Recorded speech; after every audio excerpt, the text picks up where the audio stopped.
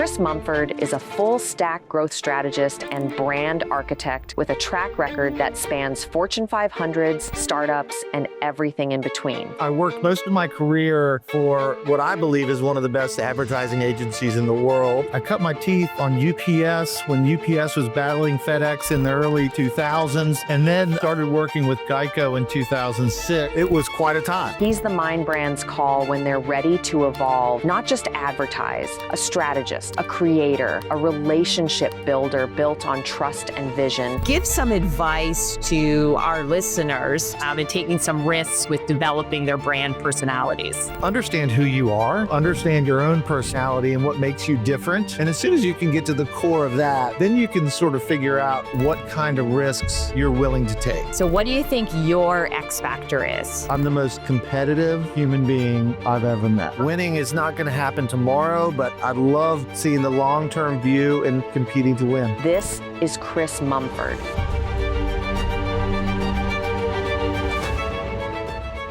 Welcome back to X Factor Marketing. We are talking about what it takes to build a challenger brand.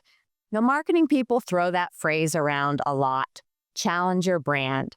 But what does it actually mean to stand out in a crowded marketplace, challenge the status quo, and not just get noticed, but win hearts, shift behavior, and change the game? My guest today knows exactly what it takes. Chris Mumford has earned accolades like Adweek Agency of the Year, Fast Company's Top 10 Creative Agency, and Ad Agents Agency of the Year. He spent over a decade leading GEICO through the car insurance marketing wars, helped build some of the most iconic and unforgettable ad campaigns in modern history. Think the GEICO, the Caveman, Hump Day. These are ad campaigns turned pop culture. And today, he's the Chief Marketing Officer at Homes.com, the ultimate challenger brand in the real estate portal space. We are going to talk about building a challenger brand. Let's get into it. Chris, welcome to the pod. Well, thanks for having me.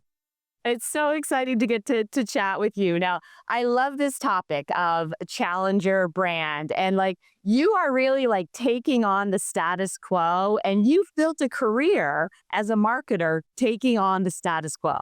Yeah, I mean, honestly, I worked most of my career for what I believe is one of the best advertising agencies in the world, especially at doing that.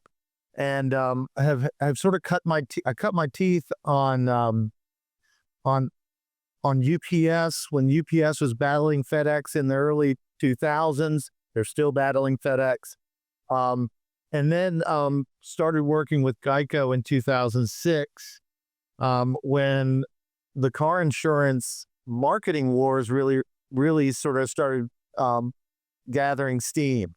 A lot of money was being spent. And marketing became the real weapon for creating competitive advantage for these brands, and it was quite a time because there was a lot of innovative ideas coming along as the traditional media tactics were becoming less effective, and new technology was coming online, and we started really working to take advantage of those things. So when you think back to those times and that shift that you just described, where things were changing and you were starting to take advantage of those changes, what was that like to sit in those rooms and say okay, we're going to just do it differently, and to have the type of freedom to do that? I didn't feel like there was freedom. Yeah, we never do, huh? I felt more pressure than anything else. But I mean, I think what I learned early, and what I think the GEICO leadership was so good at understanding, is in a world where there's so many options and there's so many ways to touch people through marketing, so many channels. And frankly, there's too many. We're all hit with thousands and thousands of messages a day. It's too easy to not get noticed and not be seen. maybe the most powerful asset that we created for GEICO, and I'm working to do it with homes, and I've always worked to do it, is the personality of the brand. Like we talk a lot about brand essence and brand salience and all of our marketing terms, but what it really comes down to is people work with brands that they like. They work with brands that are clearly differentiated and stand for something, and planted a flag. And in many ways, it's important that you plant a flag in not in just one way. You got to plant the flag as you got to plant a flag as a personality. You got to plant a flag of differentiation as a product. Like, why do we really matter? You got to plant a flag and sort of tactically, how do you go to market? And how do you make sure you're telling the right messages to the right people at the right time? And as technology has changed, and it's, back in those days, it was nice because technology, learning how to deal with unskippable ads was kind of easy because we had a lot of energy and time that we could put into it. Now it's not so easy. That's the way, when we couldn't change the channel, and now we don't even have a channel. Right, and TV was our major canvas back in the late 2000s and or into the teens, but not for long. And we really worked hard to utilize channels in different ways to express the personality of the brand. And if there's any great legacy we left on GEICO, is even today, people really do understand the type of brand that GEICO is. It's like a human. I mean, like a gecko to people. It truly did create a personality in the marketplace that was very, very different from wonderfully talented competitors, like great companies, Progressive, State Farm. These are venerable blue chip companies and great companies in their own right. So standing out from them and being in the consideration set for anybody changing car insurance was the goal, and we sort of were able to do it. Yeah, and you did it beautifully. You touched on that, sort of creating that brand personality, and you didn't play it safe, right? Like, you took some risks on doing things differently, and I think that's such an important part of any brand in standing out in a crowded marketplace. But how do you sort of push yourself to do that, or push, in your case, leading a team for large companies? Walk us through that, or give some advice to our listeners to help them sort of, push themselves into that, not playing it safe and taking some risks with developing their brand personality. I'm sure you do it too. I know this is going to sound weird. I always sort of, or I have a habit of simplifying things down to maybe where they're too simple, but I spend a lot of time talking to young people trying to get jobs and trying to figure out. And, the biggest piece of advice I'd give to them, and I would give it to any brand that I work for, is understand who you are. Understand your own personality and what makes you different.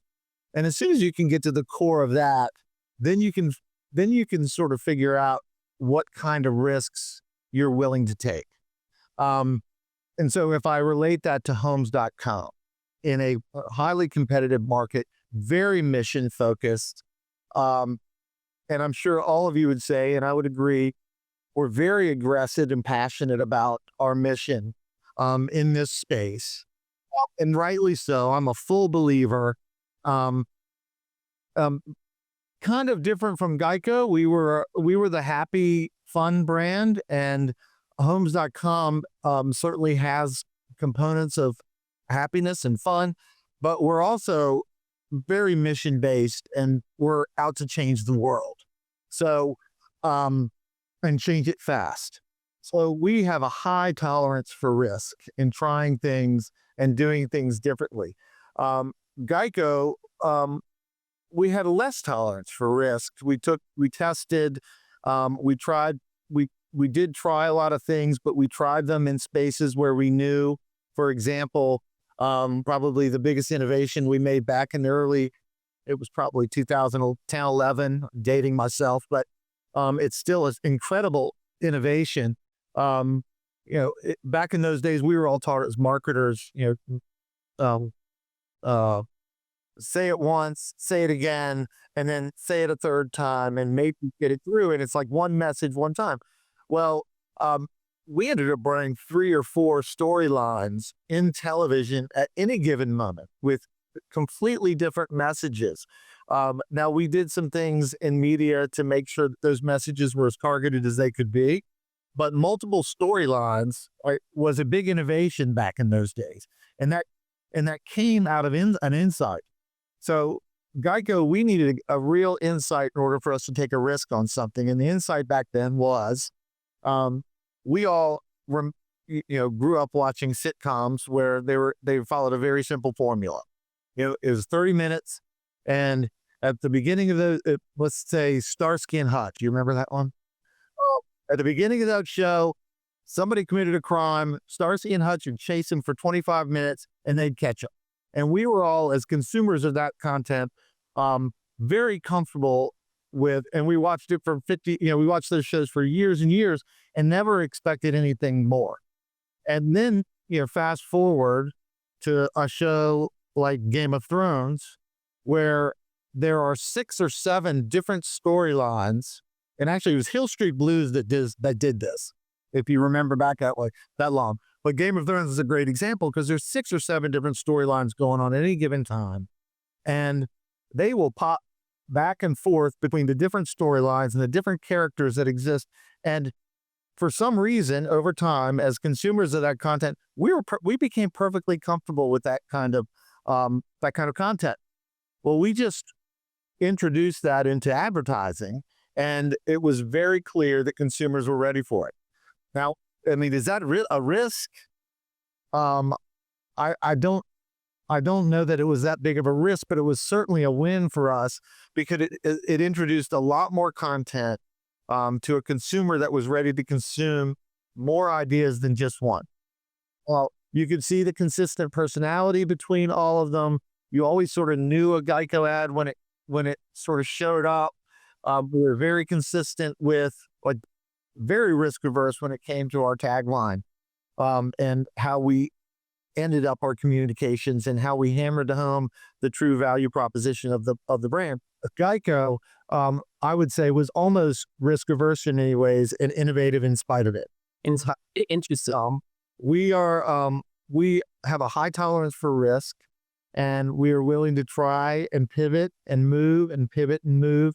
It's a testament to Andy Florence's style as a leader, his entrepreneurial focus.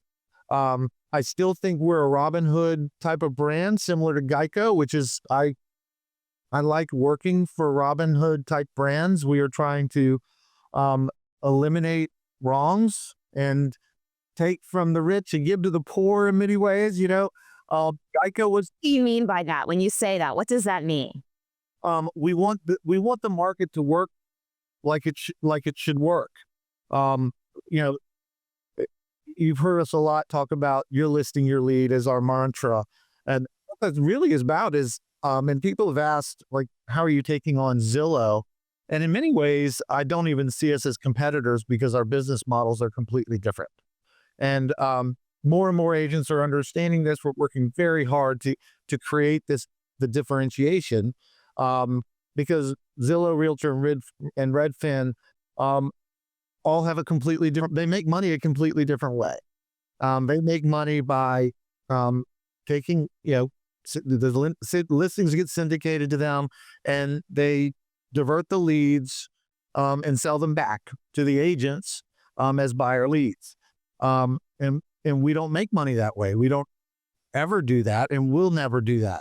Our model is a pure agent first. We're here to help agents sell homes and move them faster. It's it's basically bringing the power of internet marketing to bear for agents. For agents. And for sellers, for agents on behalf of sellers. So we do compete, of course, which is why we're spending so much money to drive traffic to the site, because without that traffic, we can't sell the homes as fast. We're not as the marketing model doesn't work as well. So we are spending a lot of money to compete with Zillow to draw potential buyers to our site. But as a business, we're completely different. And I love that because I think our model is better for the marketplace. I think it's better for agents. I think it's better for buyers and sellers. So it's really easy to sort of lean into that mission and How you do that. or else to innovate in our marketing to drive that differentiation. Yeah. Okay. Well, let's talk about how you've been doing that, because you've been doing that in some pretty innovative ways. So let's go back to, you have. Let's go back to the Super Bowl 2024. So that was the official sort of brand launch. And it was a big launch. You got lots of attention with that. So tell us about that brand launch, about that sort of campaign. We've done your homework. We love Dan Levy. We love Heidi Gardner. You brought us some sort of celebrity influencer, sort of power. You told a story. It had all of the marketing elements that you were sort of describing. I think very much a carryover from your GEICO days, right? In a lot of ways, now knowing you. I mean, I didn't know any of that at the time, but now knowing some of the background, I see some of the elements there. But sort of tell us about that launch and through your marketing lens, what you guys were looking to accomplish with that Super Bowl launch. Yeah. Well, full disclosure, I can't take credit for all of that because I didn't create that campaign. I wasn't here yet. However, I do know the thinking, and there's a lot of really smart marketing people here, and I'm carrying it forward, I hope, in smart ways. But at the end of the day, what Andy Florence knew is that homes.com, which we acquired, most of you who've been in this business a long time knew the homes.com of the old, but we acquired it and we turned it into a non-lead diversion model because it was following the same model that everybody else had followed. But this was following the model of apartments.com and all the businesses here at CoStar. He knew we were a startup in a very, very competitive market, and using the Super Bowl to make a splash and make get massive exposure for the brand was the number one play. GEICO we never spent on the Super Bowl. Just so it's not always the right thing to do. It's right for the right things and not always right for every brand. But it was a smart thing to do for homes.com to get the initial impact, and it really worked. Now the other levers that got pulled, which are levers that we can think of as our as we build our own personal brands, frankly, there was clear personality that came out for who homes.com is. They went big, they went aggressive. We are mission based. We are shouting from the rooftops. We are going to change the world. There's no better place to plant that flag than the Super Bowl in front of everyone and everything. Absolutely. So if we didn't have something quite right about our value proposition or the story we were telling, or maybe Dan Levy and Heidi Gardner, we took the risk. We put it out there and put ourselves in front of the United States in a major way. So I was in the world in a big way. Yes. Wow. It was the world. And Dan and Heidi helped to establish that personality. It was a great bit of storytelling. But honestly, the other levers that got pulled were strategic media levers, and how to take that story and then translate it down the funnel. Obviously, Super Bowl is way up here, top of funnel, brand awareness, top of mind understanding. But there was a lot of work to do, and we're still doing it, to explain what your listing, your lead really means. Like, what is our model and why are we important? Most importantly, how are we different? I think if there was one mission I have is to get get every agent in the country, not to mention every buyer and seller, to understand that we are different. And we're not only different from a model perspective, but we're a different kind of company that is here at the service of the market, not even just the service of the agent, but we're the most agent-friendly model that you could possibly create in this marketplace, in my view. But we're at the service of the market. And so starting to pull the levers of moving down the funnel, using new technology, using lower funnel channels to express that has been what I've worked on since I've gotten here, sort of translating that Super Bowl launch into a sort of omnichannel, multifaceted. You're doing streaming video, you're doing digital, you're doing social. There's, it's just tentacles are going out everywhere. Yeah, and what's been really wonderful is, we're also focused on technology, but some of the grand old channels of old are still very effective. Direct mail, email, postcard mailings. We will do anything to get our message in. I think that is so important for our listeners to hear, is that there's like just multiple channels of new and old are important, and that like getting your message out there is just try all the ways, do all the ways. Yes, because the world is changing and we're consuming media in different ways now. So what was old and lost 15 years ago is new again and interesting. It's all in how you use it. If I were an agent today, I could argue that internet marketing is around the listing, which is what we provide. Like, you could just use us and you will grow your business. However, you're an individual. You are a human being that has things to offer that are different than other agents. Find things that work for you and find the channels and the different ways to speak to people that work for you and express who you are as an individual. So I would always recommend, I want everybody to be a member of homes.com, because I think we can provide this massive retargeting machine and marketing machine around every single listing you have. We put your brand up front. The other portals do not do that. They do not put your brand and your brokerage up front on your listing, which is such an important part of your brand. But also, build a postcard campaign. Have your own social media campaign. Do podcasts. Become someone that is so different and so unique that nobody can deny you that next listing. Yeah, I think that's great advice. What is a myth around branding that you wish people understood? That talk is a business imperative. This is another reason to take risk. Statistics show that brands that are talked about grow 2.5 times faster. That's from a McKinsey study.